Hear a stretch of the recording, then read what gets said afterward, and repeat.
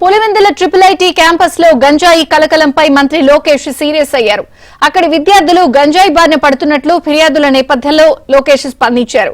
దీనిపై సమగ్ర విచారణ జరిపించాలని, గంజాయిని ప్రోత్సహించే స్థానిక రాజకీయ నాయకులపై కఠిన చర్యలు తీసుకోవాలని ఆయన అధికారులను ఆదేశించారు. విద్యాలయాల్లో గంజాయి ఆనవాళ్లు లేకుండా నిర్మూలిస్తామని మంత్రి తల్లిదండ్రులకు హామీ ఇచ్చారు. రాష్ట్రంలో గంజాయి నిర్మూలనకు ఇప్పటికే తమ ప్రభుత్వం కఠిన చర్యలు తీసుకుందని తెలిపారు. ఇడుపులపై ఐఐటిలో అక్రమాలకు అడ్డుకట్ట వేయాలని విద్యార్థుల తల్లిదండ్రులు మంత్రిని కోరారు. క్యాంపస్ గంజాయికి అడ్డాగా మారిందని వారు ఫిర్యాదు చేశారు. తమ పిల్లల భవిష్యత్తును కాపాడాలంటూ వారు వేడుకున్నారు. దీంతో సమస్యలను పరిష్కరించి విద్యార్థుల భవిష్యత్తును కాపాడతామని మంత్రి లోకేష్ హామీ ఇచ్చారు.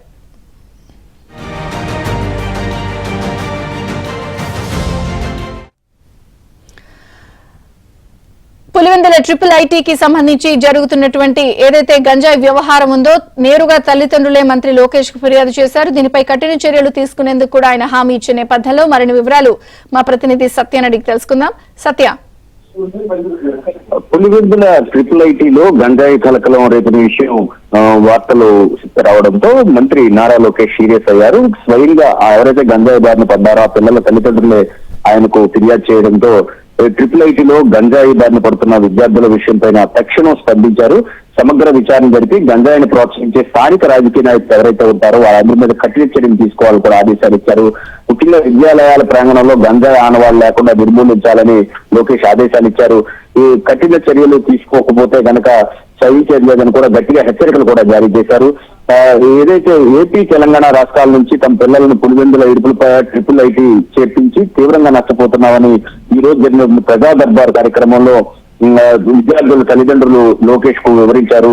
మంత్రి లోకేష్ కు క్యాంపస్ మొత్తం కూడా గంజాయికి అడ్డాగా మారిందని వారు ఫిర్యాదు చేశారు. క్యాంపస్ లో సిబ్బంది నిర్లక్ష్యం వల్ల విద్యార్థులు మార్కుల పరంగా కూడా ఫెయిల్ అవుతున్నారనే విషయాన్ని కూడా తెలియజేయడం జరిగింది. 10వ తరగతిలో 90% పైగా మార్కులు సాధించిన పిల్లలు కూడా ఇంటర్నల్ మార్క్స్ విషయంలో నిర్లక్ష్యం వహించి ఉద్దేశపూర్వకంగా ఫెయిల్ చేయిస్తున్నారని కూడా వారంతా కూడా ఫిర్యాదు చేశారు. ముఖ్యంగా లోపభూయిష్టంగా తయారైనటువంటి పులివెందుల్లోని ఇడుపులపై ఐఐటి పైన దృష్టి సారించాలని కూడా తల్లిదండ్రులు కోరారు. ఈ సమస్యను తక్షణం పరిష్కరిస్తారని లోకేష్ హామీ ఇచ్చారు.